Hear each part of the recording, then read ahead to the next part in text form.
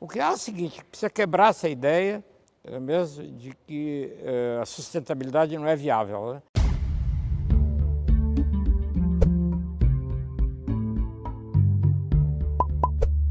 Oi, é um prazer estar aqui.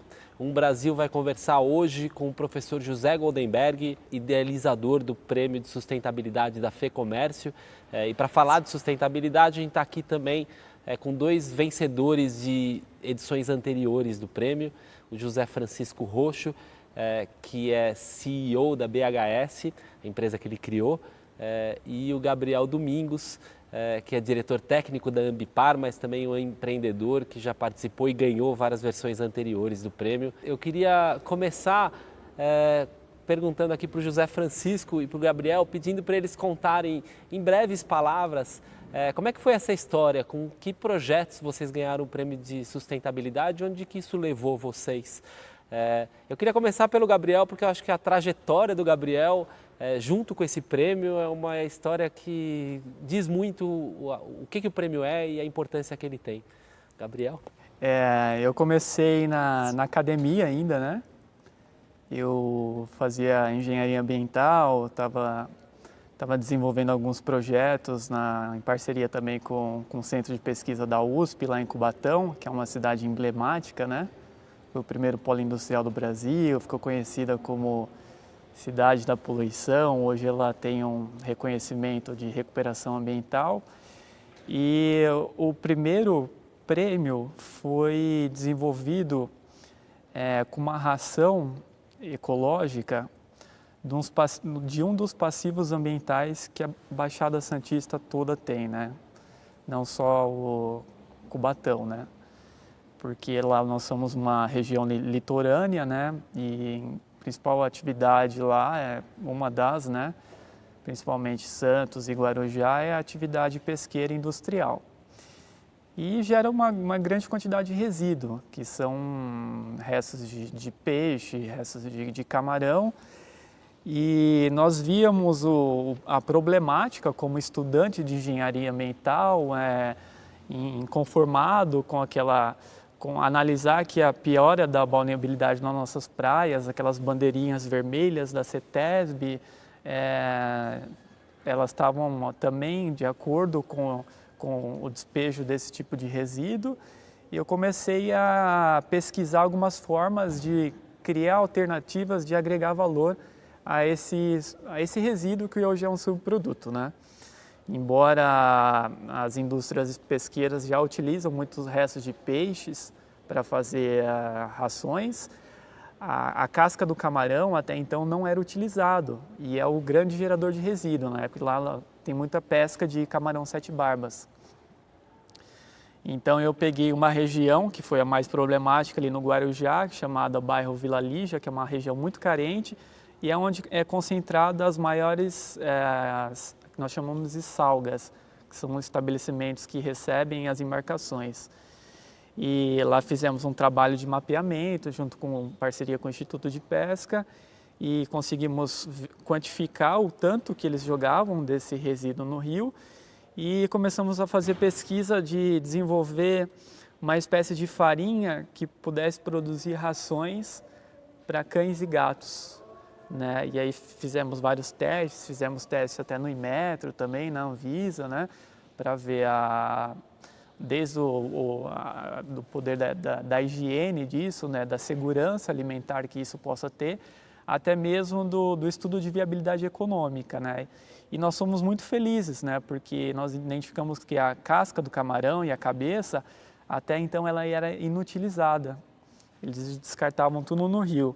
E aí nós desenvolvemos essa ração chamada de ração Sustain. E hoje nós fizemos um projeto grande no município do Guarujá, em parceria com o Ministério Público, que começou a chamar essas empresas que, de certa forma, começou a atuar, né, essas empresas que antes descartavam, para viabilizar esse projeto. E hoje nós estamos na fase de licenciamento num grande complexo que prevê uma planta de fabricação dessa farinha para ser incorporada na fabricação de players do mercado de ração de pet food. Demais. Esse foi o primeiro projeto. Esse foi o primeiro projeto. Você ganhou o prêmio como estudante ainda, depois você ganhou um outro prêmio como jovem empreendedor, um projeto de usar lodo de esgoto para fazer tintas. E agora onde é que você está? Isso que é o legal, né? Esse crescimento, é o que eu sempre falo, né? Essa gratidão, né? Pela visibilidade de todo o apoio, o pós, né? Depois eu fundei a minha própria empresa. Na época ela se chamava GED, Inovação, Engenharia e Tecnologia, lá em Cubatão. Que também são suas iniciais, né? São as iniciais do meu nome. Foi até uma história engraçada, né? O pesquisador não tem muito essa noção, né? Chegou na hora de abrir a empresa, né? O contador falou, e aí, como vai se chamar essa empresa? E, ai, meu Deus, minha empresa vai se chamar... Eu lembro quando eu era criança, eu puxava muito as iniciais do meu nome, né? GED. Aí pegou, né? E, enfim, foi uma empresa que é uma startup, né? Fundada enquanto eu estava na academia, comecei a participar de aquelas plataformas de Open Innovation com grandes empresas que colocavam cases reais para que pesquisadores do Brasil todo desenvolvessem soluções, né? Aí comecei a ganhar um atrás do outro, tal, tive uma boa visibilidade e comecei a prestar consultoria para algumas empresas. E o segundo projeto, ele foi uma tinta ecológica, na verdade feita com resíduo de indústrias de fertilizantes. Essa de lodo de estação foi uma outra que nós fizemos para uma empresa. E esse é um dos maiores passivos ambientais do mundo, né? Todas as indústrias que produzem fertilizantes fosfatados geram-se esse resíduo. Então, e é uma disparidade incompatível, sabe, com o nosso modelo de gestão, nossa forma, porque para cada tonelada de matéria-prima das indústrias, geravam-se de 4 a 6 toneladas de resíduo. Em alguns países, como o Japão, descartava no mar, nosso país, né, fazia aqueles aterros, aquelas pilhas, aí gastavam com áreas, com água também. E ali em Cubatão, que tem um dos maiores aterros das indústrias, quem sobe ali para o Guarujá, pega imigrantes, vê aquela pilha branca, né? Não sabe por que é aquilo. É um gesso químico, né? Aí eu vi que a Unicamp estava seguindo nessa linha, até fomentada pelos próprios geradores, né? A Universidade Federal de São Carlos estava fazendo cerâmica e tal. Eu pensei, nossa, por que não fazer um produto de baixo custo e forte utilidade, né? E eu entrei no segmento de tintas. Então, o que eu peguei? O fosfogesso é, na verdade, um gesso químico, né? Tem carbonato de cálcio, algumas impurezas. Aí eu faço um tratamento, seco ele, retiro algumas impurezas e adiciono como carga para tintas acrílicas, né? Que são tintas para paredes. Então, essas tintas acrílicas, ecológicas, cerca de 50% eu posso dizer que é de origem de matéria-prima reciclada. E fiz vários testes de durabilidade, de proteção contra intempéries, né? E tivemos ótimos resultados, né? Nós produzimos quase todas as cores, menos a cor branca, devido à sua pigmentação, que é um pouquinho amarelado, porque tem um pouco de enxofre. E o legal é que eu comecei a fazer as tintas em escala piloto de laboratório, e aí, né? O mercado precisa absorver isso. E eu comecei a fazer mutirões de realização de praças públicas, de escadarias, de escolas, e deu uma visibilidade muito grande, né? Porque nós fazíamos esses mutirões, essas intervenções em áreas que estavam praticamente em abandono, né? Fizemos lá no Jardim Ângela, que é uma das maiores periferias que nós temos, fizemos em Cubatão várias praças, fizemos em escolas. Aí começou a atrair, né, patrocinadores como a Bayer, outras empresas. E hoje essa tinta, né, ela está em fase de... Nós registramos a propriedade intelectual dela em uma PCT, que é uma patente internacional, e hoje ela é um ativo do grupo, né? Nós não estamos fabricando a tinta, no entanto... Tem a patente. Temos a patente, que é o ativo de uma empresa de inovação, né? Ao contrário das ações que a gente já está colocando no mercado. Deixa eu perguntar então para o José Francisco agora, como é que é, qual foi o projeto que te deu o prêmio e onde ele te levou, o que você está fazendo agora? Em primeiro lugar, queria agradecer a oportunidade de estar compartilhando essa conversa aqui com o Gabriel, fantástico, Obrigado. jovem aí, empreendedor, né? Professor Goldenberg, que é uma inspiração para qualquer pessoa em qualquer área, né? Dizer que tu pode me chamar pelo sobrenome, que é meio engraçado, mas é Roxo, e se não falar Roxo, os caras, bom, quem é que está sendo entrevistado? Já José Francisco aqui, né? A história de como a gente chegou a esse prêmio, né, ela começou já lá em 1994, quando eu pensei em desenvolver uma linha de produtos para pessoas com alergia, mas é uma linha de produtos que eram não medicamentosos, porque esse segmento químico, né, eu deixava mais para o engenheiro ou para a grande indústria farmacêutica.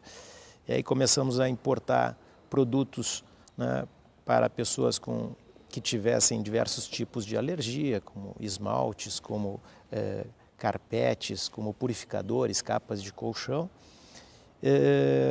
E aí então depois eu comecei também a vender alguns monitores para a indústria farmacêutica, né? E na sequência, né, de devices para a indústria farmacêutica, né, conversando com pessoas da área, a própria indústria, lá por 2004, 2005, disse para nós assim, olha, nós vamos ter problema com os medicamentos que estão na casa das pessoas vencendo e sendo jogadas no lixo. E eu achei aquilo estranho, porque na verdade a população ela desconhece sobre esse problema ambiental, né? Mais de 90% das pessoas não sabem, né, que jogar um medicamento que vence na sua casa depois de comprado no lixo, na pia, no vaso sanitário, gera um passivo ambiental grande.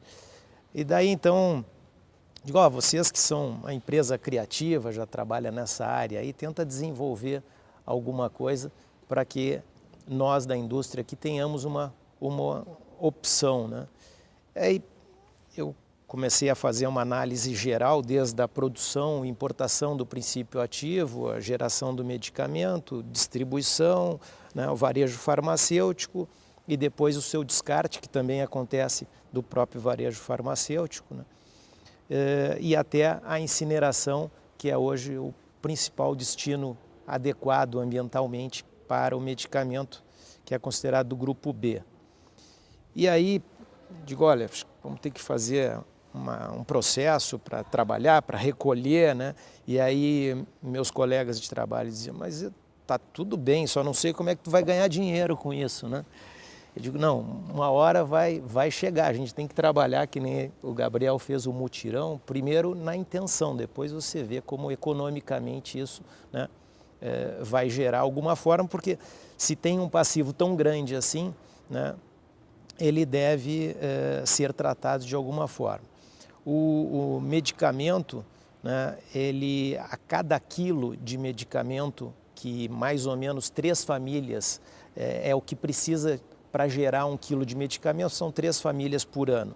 Esse quilo de medicamento no lixo, ele polui em torno de 450 mil litros de água, se ele então não for descartado da forma correta, né? E aí, com isso, a gente viu que nós deveríamos então trabalhar no varejo, porque é aonde nós achávamos que a pessoa levaria o medicamento com maior facilidade para o descarte. Não existia ainda a política nacional, né, de resíduos sólidos, que foi promulgada em 2010, depois de 21 anos, né, de trâmite, né, no obriga Congresso, a logística reversa. Que não é que obriga a logística reversa, mas que sugere uma logística reversa, no qual a responsabilidade deve ser compartilhada pela cadeia produtiva. Mas naquela época não existia e a gente montou a nossa própria logística reversa, que era convidar o sujeito a então ir até a farmácia, levar o seu medicamento e ao invés do medicamento voltar para a indústria descartar, já dá um destino direto da farmácia através de um transporte adequado para a incineração. Acontece que quando a gente começou aqui em São Paulo, na capital paulista, né, nós já nos deparamos com uma legislação que considerava este medicamento da população, e ainda considera, não tem a visão de logística reversa, mas a legislação considera um resíduo químico. E como tal, para ser transportado, precisa ser listado. E exige hoje que a população, quando entregue o seu medicamento, o responsável, né, pelo local de coleta, liste esses medicamentos para serem destinados. E isso é muito difícil de acontecer, porque você não tem uma pessoa que depois que recolhe esse medicamento tenha que ficar anotando. Mais ainda, você expõe o trabalhador, né, a ter que ficar vasculhando o medicamento, quando às vezes as pessoas descartam outros resíduos, até como uma agulha que pode estar ali no meio, né? Então, eu visitei alguns países para entender como era feito isso no exterior, né? E chegamos à conclusão que nós não podíamos colocar uma simples caixa, como hoje se recolhe pilhas, como se recolhe lâmpadas ou papel, latinhas, né? Tinha que ser o que a gente chama de uma estação de coleta de medicamento, né? E essa estação ela tinha que ter uma inteligência por trás dela, no qual você convidaria as pessoas, antes de descartar, a demonstrar o medicamento através da leitura do seu código de barras nesta plataforma, e a plataforma já imbuída de um computador com um programa que nós desenvolvemos internamente, faria a leitura do código de barras, identificaria o princípio ativo, né? Demonstraria na sua tela de LCD para quem está descartando o princípio ativo que está sendo descartado, gerando inclusive uma confiança, porque a gente percebeu que descartar medicamento, às vezes a pessoa diz, pô, mas vou descartar para quê, né? Existe, né, no meio dessa turbulência que nós estamos, de confiança, né, de falta de confiança nas instituições, eu diria melhor, né? A pessoa então não tinha exatamente um motivo para descartar. E uma vez que você faz a leitura e aparece ali, ela sabe que está sendo registrado. Essas estações registram automaticamente, formam uma listagem e elas estão ligadas pela internet através de chips e funcionam online. Então, quando elas enchem, né, um responsável técnico vai lá, fecha esse lote, dá um enter na estação, eu recebo essa listagem no meu escritório e, posteriormente, então, isso é transformado numa chamada MTR, que é um manifesto de transporte, mandado para a transportadora e, por sua vez, então, essa listagem pode acompanhar o medicamento para lá. Aí, então, nós oferecemos esse projeto para algumas farmácias, né? Começamos, né, a colocar isso em farmácias, e foi quando a gente inscreveu no prêmio, né, de sustentabilidade, né, no qual a gente foi agraciado aí com o primeiro lugar. Depois viemos a ganhar mais 5 grandes prêmios nacionais na área de sustentabilidade e inovação com esse projeto aí, já espalhado pelo Brasil. Queria perguntar para o professor Goldenberg e depois estender a pergunta a todos vocês. Você citou um pouco essa crise de confiança que a gente vive, né? A gente vive um momento complicado no país no que se refere à ciência, no que se refere à sustentabilidade, né? Um momento de cortes orçamentários na pesquisa científica, de crise nas universidades e aumento no desmatamento.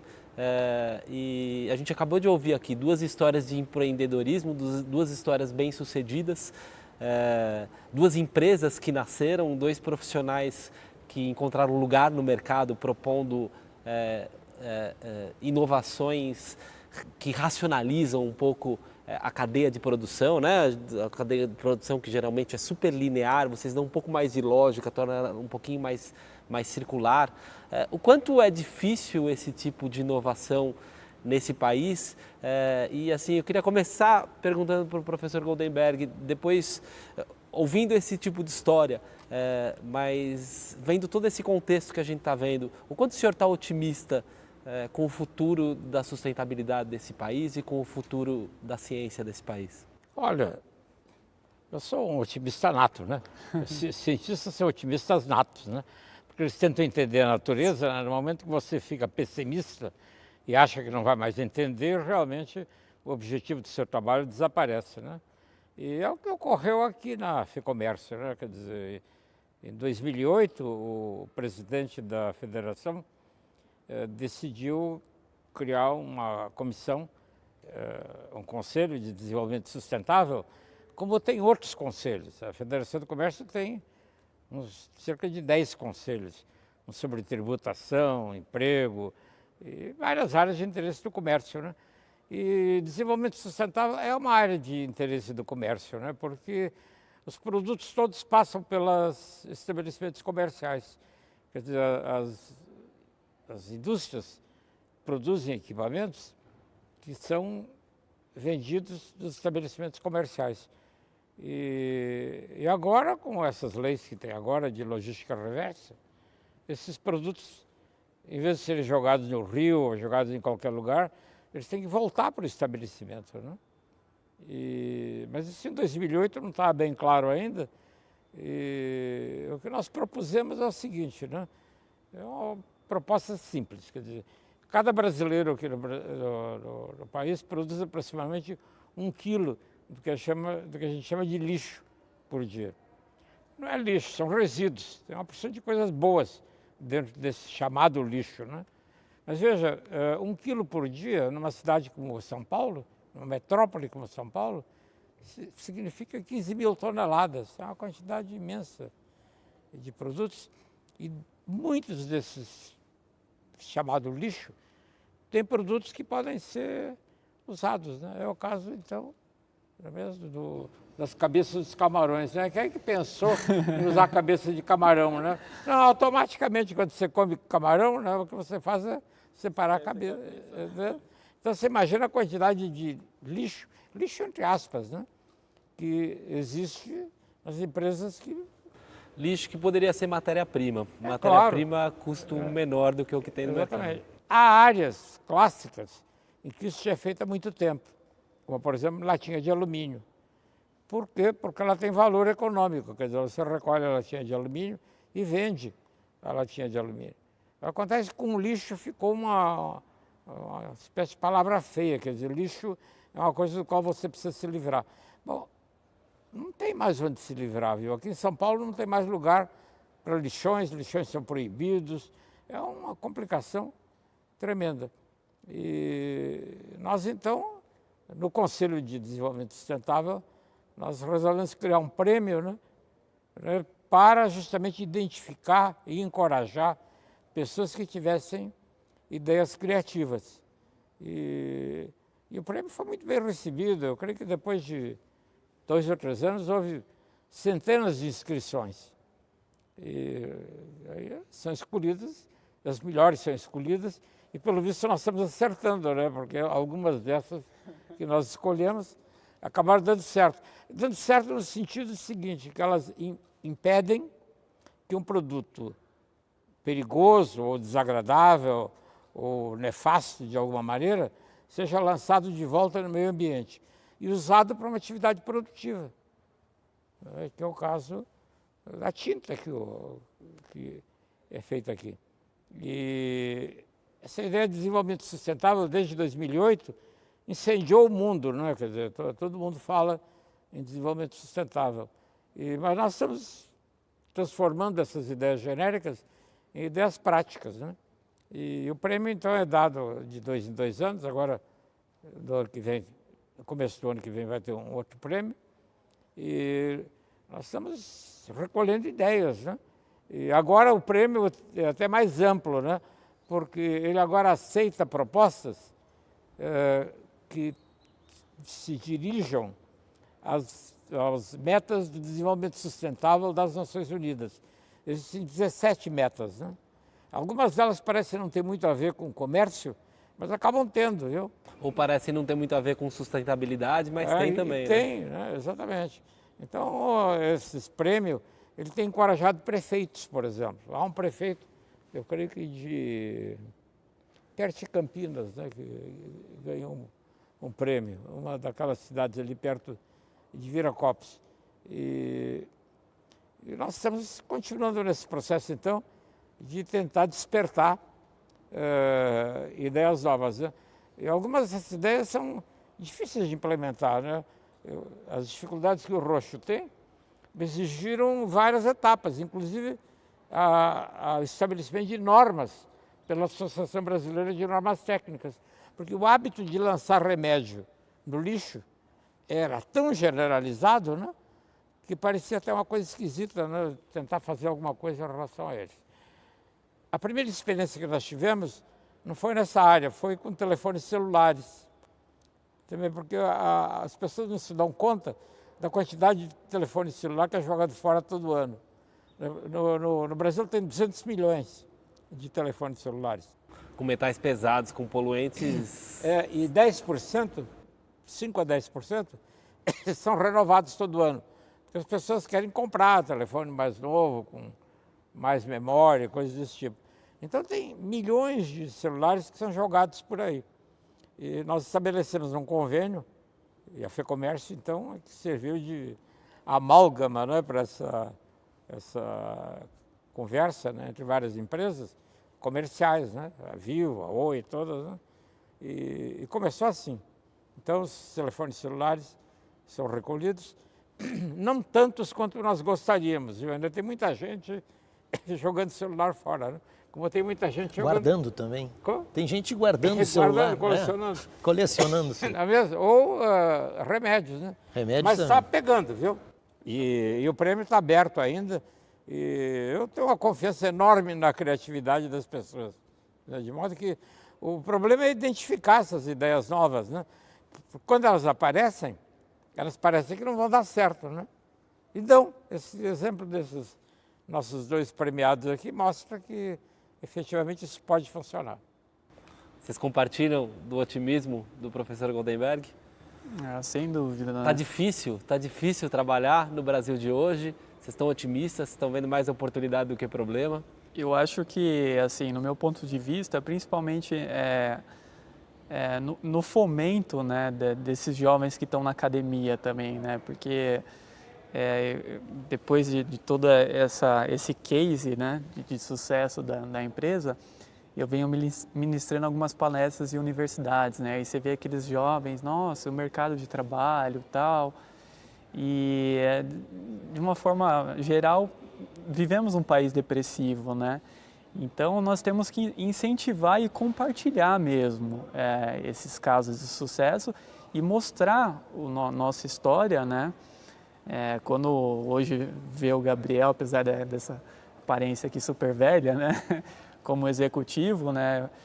Eu lembro que em Cubatão eu levava resíduo no ônibus e as pessoas, nossa, aquele cheiro, o motorista falava, desce com essa carniça e que não pode carregar isso no ônibus, né?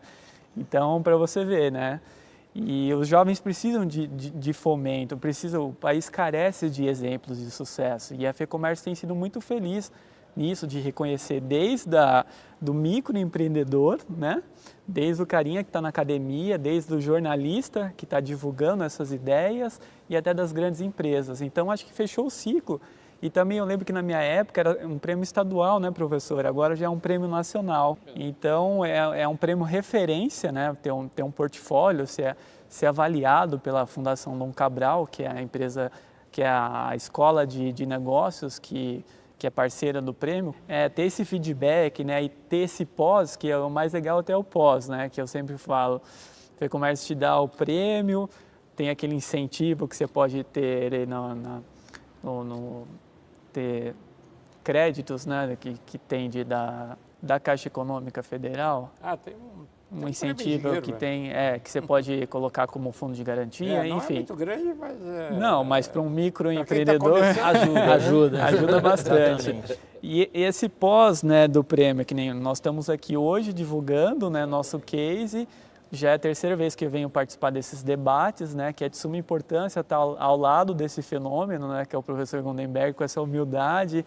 E eu lembro que... Era um mentor que você ganhou, né? Você estava dizendo que... É o que eu falei da última vez, né? Eu acho que tem que fazer um adendo no prêmio, né, para os vencedores ganharem uma horinha por mês de mentoria com o Gondenberg.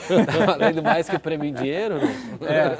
Ah, vale mais. Vale, né? mais, sem dúvida alguma. Mas olha, com essa questão de lixo, que não é mais lixo, são resíduos, estão acontecendo coisas muito interessantes no mundo, né? Porque na Suécia estão fechando os aterros sanitários, não tem mais lixo, né? Não precisa mais de aterro sanitário, bom, sem falar de lixões, evidentemente, né? E algumas dessas cadeias se tornaram rentáveis. As pessoas às vezes ficam um pouco aflitas, né? Porque não dá para ganhar dinheiro. Depende, viu? Com telefones celulares, garanto a você que tem gente que ganha dinheiro, né? Eu tenho até um número, eu não sei qual é o número, talvez alguém lembre, mas com os telefones que foram reciclados aqui no Brasil num ano, acho que no ano passado, no ano anterior, as empresas que reciclam acabaram retirando 15 quilos de ouro.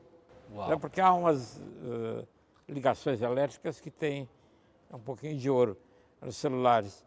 E o problema é que é preciso trabalhar nisso, né? E alguns produtos, a reciclagem é mais complicada. Por exemplo, reciclar medicamentos está meio complicado, né? A reciclagem do medicamento, do princípio ativo, hoje em dia ainda não é possível. Pois é. Nós compartilhamos dados dessas leituras de código de barras com algumas universidades, de forma que estas universidades possam estudar ou neutralização química, né, do medicamento, porque hoje o destino é a incineração, e a incineração não é o melhor dos destinos, mas é o que a gente tem para o momento, né? Quem sabe vocês não podem trabalhar juntos nesse problema. Opa! E também seria um prazer enorme, e também gera 6% de rejeito, vira pó, e isso ainda tem que ir para algum aterro. Mas o medicamento em si, ele não tem essa capacidade. Também poderia se estudar alguma coisa em termos de um reaproveitamento ou mesmo de uma compostagem, mas aí teria que instalar nos fornos, né, que hoje usam, né, para, por exemplo, fazer cimento, um sistema de filtragem que tem fosse... garantir que os princípios ativos são neutralizados. Que são neutralizados, né? Então, não existe. Mas já caixas e bulas, né, nós orientamos nas estações que existe o código de barras, primeiro a passar e depois a rasgar e descaracterizar essas caixas e bulas, também pelo motivo de confiança, né, e colocar para a reciclagem o papel e a bula. Já o medicamento, então, pomadas e comprimidos, estes são incinerados. Contudo, dentro de uma evolução de projeto, né, nós já estamos também coletando chapas de raio-x, e aí na chapa as empresas que trabalham conosco já retiram um pouco dos produtos químicos, como a própria prata, né, transformando aí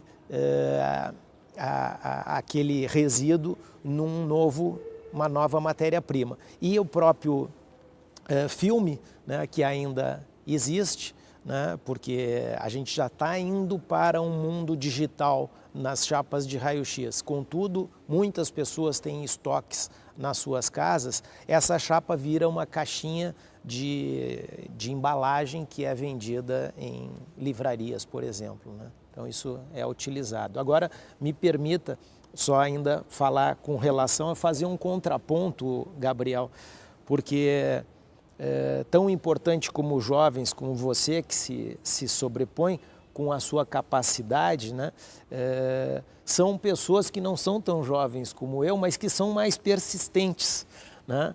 Porque às vezes a gente possui limitações, né, de capacidade intelectual, mas nós temos que inspirar também pessoas que insistem numa ideia, num empreendedorismo, para que eles possam vencer em alguma daquelas ideias, porque nem todas as ideias vão para frente. Quantas e quantas nós já tivemos? Eu sou empreendedor desde os 12, 13 anos, que eu recolhia flores assim e tal, transformava num buquê e ia vender na própria rua, né? Ainda ontem, já estava em Porto Alegre, já fazia, né?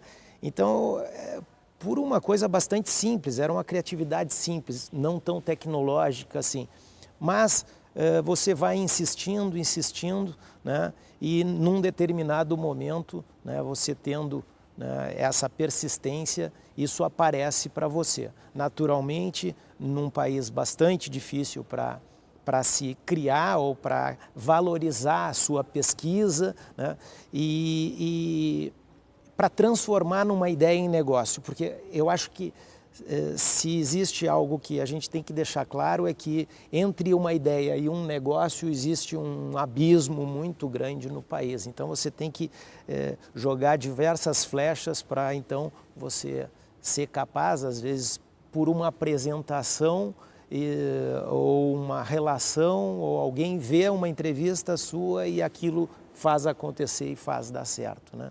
Então, essa seria a minha mensagem, né? Não desistam dos seus sonhos, né? E está otimista? Estou sempre otimista. Se eu não for otimista, não consigo criar. Tenho diversos projetos em andamento, pelo menos uns 4, 5 projetos em andamento, e outras ideias que ainda nem comecei ainda, né, a vamos botar disputar no o papel. prêmio, Roxo e Gabriel, vamos disputar o prêmio no ano que vem também? Eu pretendo, hein? Já pensou? Olha aí, terceira vez, recorde. Ideias como que não estudante, faltam, depois né? como novo empreendedor. Mas olha, o julgamento do prêmio é totalmente pelo mérito, viu? É que nem entrar na USP, viu? Não tem nenhum outro jeito a não ser ir bem no vestibular, viu? É por mérito, viu? Está aberto para todo mundo, viu? Tem uma comissão técnica, né? Que olha e a ideia, naturalmente, é, na medida do possível, encorajar as gerações que vêm depois, né? Quer dizer, o Gabriel não precisa mais do prêmio, né? Mas ele continua querendo. E valoriza o prêmio também ainda, né? De modo que ele tem várias categorias, tem inclusive jornalismo, né? Porque existem algumas matérias jornalísticas que são muito criativas, viu? E elas servem o papel importante de comunicar o que nós estamos fazendo para pessoas que não têm acesso, né? Eu acho que nós fizemos um prêmio para uma reportagem na rádio, até a impressão de que até isso nós fizemos, né? O que é o seguinte, precisa quebrar essa ideia mesmo de que a sustentabilidade não é viável, né? Ela é viável. Sabe, tem 1000 formas de trabalhar na sustentabilidade e a FEComércio tem trabalhado. Por exemplo, esse problema de sacolas plásticas, né? Nós desenvolvemos completamente nesse projeto. Você repara agora como tem supermercados que só usam papel como E tem um monte de plástico compostável e biodegradável. Ou então plásticos também, né? que são recicláveis depois. Né? Sacolas de pano que voltaram, né? Várias sacolas de pano, né? Exato. A Câmara Municipal, nos municípios, é que adota essas medidas, mas a discussão que nós promovemos deu os subsídios técnicos que permitiram aos legisladores adotar medidas. Eu me lembro na ocasião que eles decidiram ou proibir as sacolas plásticas ou autorizar. Nós nos envolvemos e achamos que não podia ser feito rapidamente, podia ser feito mais lentamente, mas está aparecendo uma diversidade de soluções, efetivamente, para este problema. No final das contas, inviável é não ser sustentável, né? Na hora que você leva todos os fatores em conta, né? Gente, eu por mim ficava aqui nessa conversa a tarde toda, mas vocês têm a agenda de vocês, a gente prometeu que terminaria e deu a hora. Então eu queria agradecer a presença, sempre um prazer conversar com o professor Goldenberg, agradecer aí pela inovação ao Roxo e ao Gabriel, desejar boa sorte a eles no prêmio, mas não só a eles, que apareçam muitos projetos transformadores, tanto ou mais do que os projetos deles, e que a gente tenha um país sustentável. Muito obrigado, um prazer estar com vocês aqui. Muito obrigado. Obrigado.